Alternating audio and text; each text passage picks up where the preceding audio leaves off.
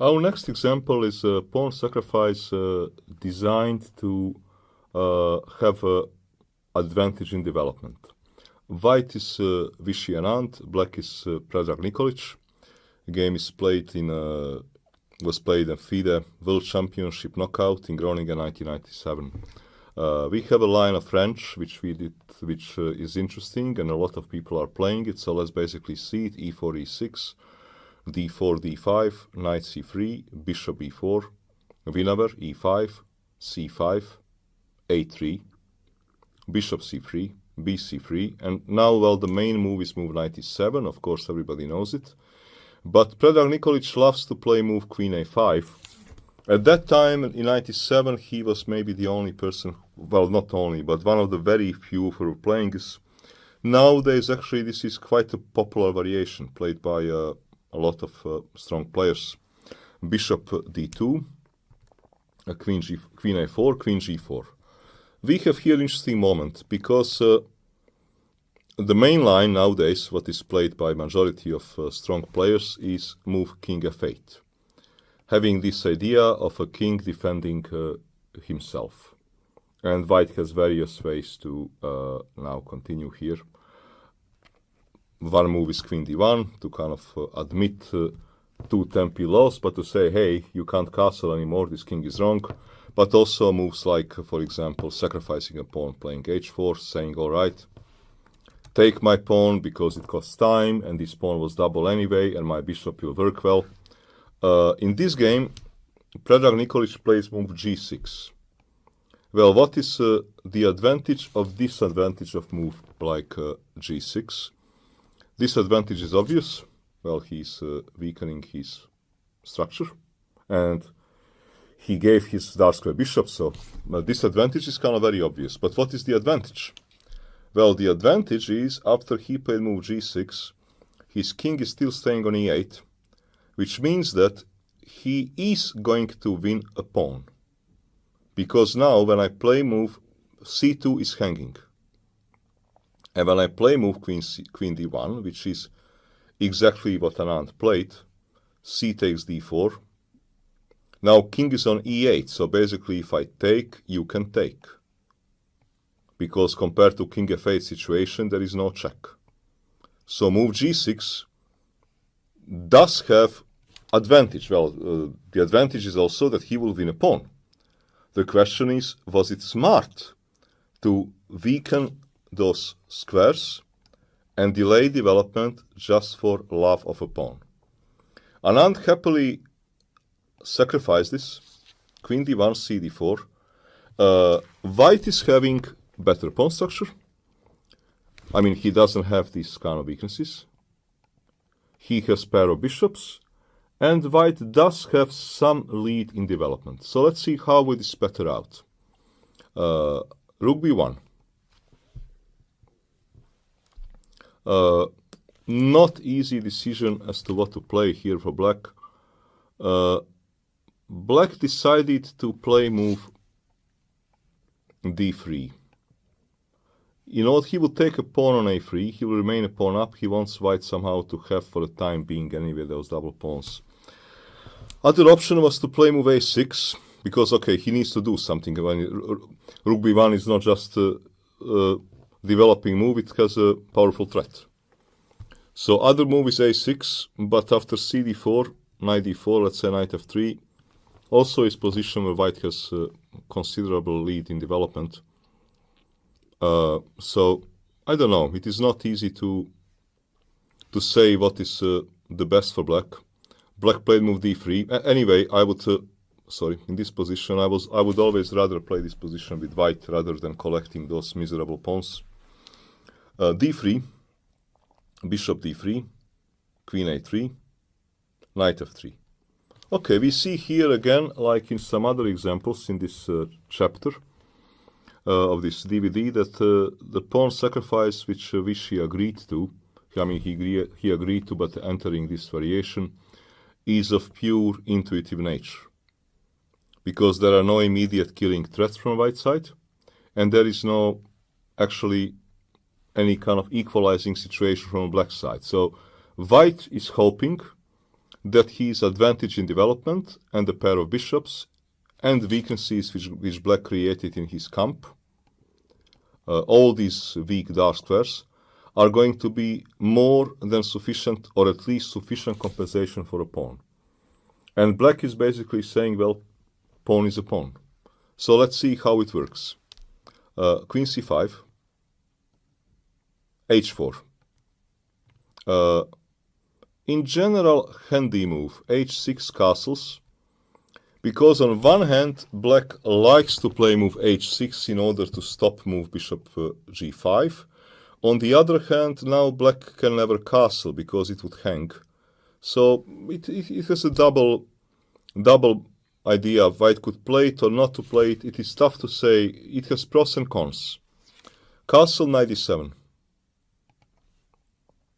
Rook e1. a6. So now the question is, okay, white is doing very well. All the pieces are developed. How for white to continue building up on his advantage? Because advantage in development is of temporary nature, so you need to use it as long as you have it. And Vichy uses it by opening up the position. So it is very instructive how Vichy plays this game. c4. Opening the position for his beautiful bishops. And at some stage, if position opens enough, this king will have problems.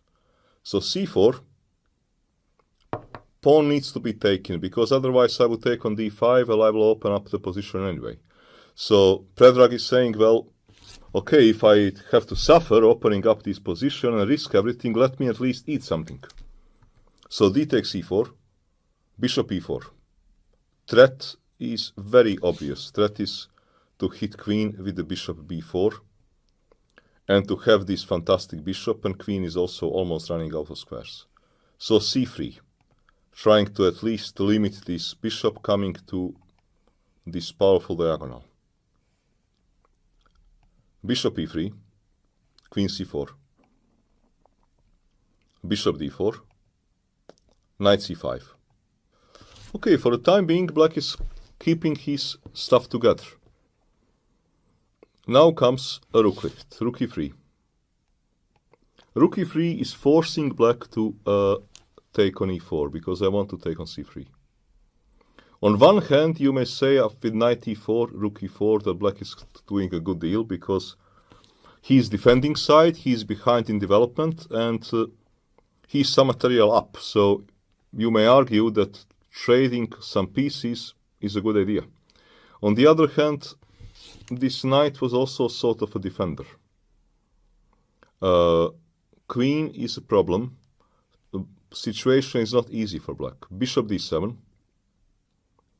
And now white plays a nice move, rook e3. He's back to basics. He wants to take on c3 and to enter with his rook on a7th. Black does, I think, the most logical move.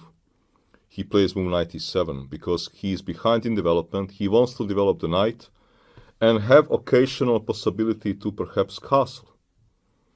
If bishop c6, for example, rook c3, queen d5, it's maybe important to mention that such moves are not working, because I can also sacrifice a piece. If I don't find anything better, I can just sacrifice a piece. I threaten mate.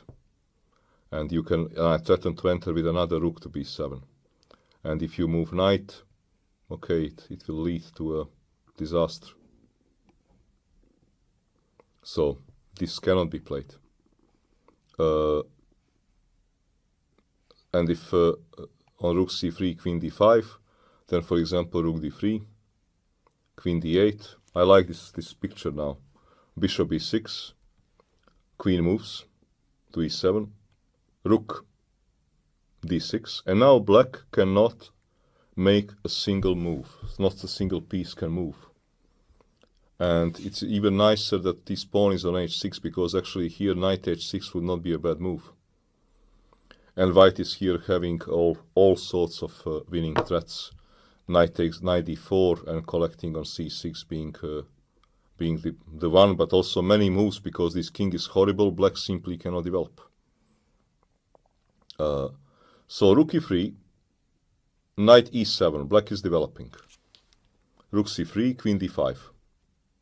Okay, black is almost there. He's still a pawn up. Well, he wants to castle. He wants to maybe now move his bishop. Situation doesn't look so bad. What can be black's problem here? Well, black's problem here is a little bit unfortunate queen and maybe 7th rank.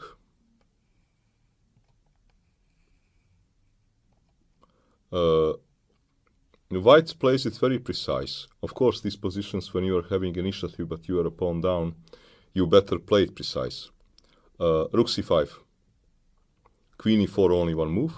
And now Vichy enters on a 7th. Rook c7. b5. Needs to be played because you cannot play move bishop c6, because then it becomes obvious as to why did white play this Zwischenzug rook c5 on his way to c7.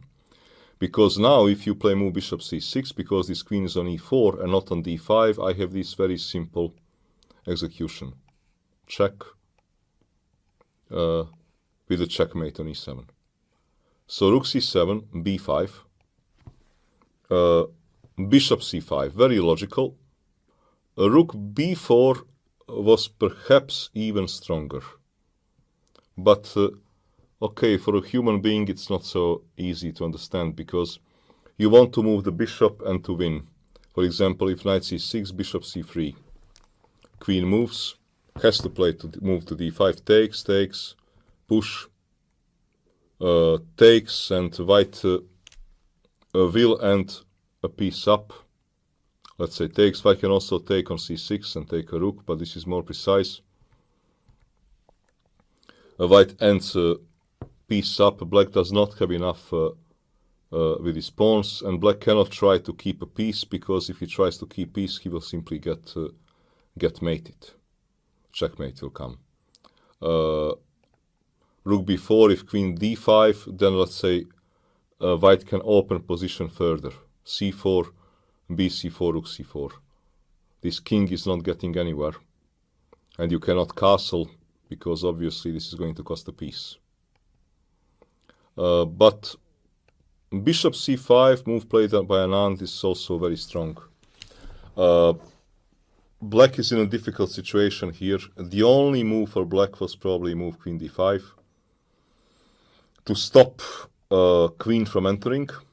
But after queen e1, black is in a bad shape, objectively, because let's say rook c8, to try to trade this strong rook, rook c8, bishop c8. Looks like black is almost saved, but the problem is terribly weak king and terribly weak dark square. So for example, takes on e7, king takes, queen b4, king e8, and now let's say rook b3. Black cannot coordinate this rook and the king, has only one pawn for all this misery, and white should win the game. Black played move knight d5, which looks like more logical, but there is one very big problem with knight d5. Can you spot the problem? I give you a hint. Focus on this queen. Focus on this queen. Queen almost has no squares. What can you do? Focus on the queen. Rook b4 looks like a brilliant move, right? Because if knight takes, you're gonna deliver a checkmate. Well, is it brilliant? Maybe not, because there is a queen b4, a bishop b4, knight c7. And all out of sudden, queen to d6 is not exactly producing immediate mate. So, do I have some other moves? Vichy does find another move. Same kind of idea. Rook d7, king d7, rook b4. And now simply queen's drop, because, well, queen cannot move because of g4. So queen b4 is only move. Bishop b4. White is having massive material advantage. I mean, queen and a piece for the two rooks. But also black's problem is that this king problem is far from being solved, and game will last few more moves. Rook hc8, bishop d6, rook c4. Well, now time to improve the knight. Knight d2, rook d4, c3. No moves here because, okay, since I moved knight, the queen is open, so if you take, let's say, this is terrible news. Everything hanging. So on c3, black played move rook d3.